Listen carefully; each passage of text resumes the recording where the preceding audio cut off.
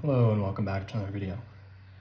This problem, we are given the graph of a linear function f. We're told that the slope of the linear function g is 4 times the slope of f. And if g passes through the point 0, -4, what is the value of g of 9? So g of x is going to be equal to mx plus b. Right, it's the same as y equals mx plus b, but it's just g of x because that's what we're dealing with here. And we know that the y-intercept, b, is -4 because we're given the point 0, -4 is in g. So g of x is equal to mx minus 4.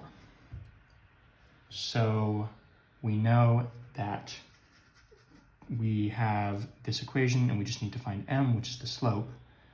We are told that the slope of g is 4 times the slope of f. So first let's find the slope of f. So if we take 2 points, we can take this point is 0, 3, and this point is 2, 4. The slope is going to be the change in y, so 3 minus 4, the difference between these two. And then making sure you're going in the same direction, I went top down, 3 minus 4, so go 0 minus 2 for x.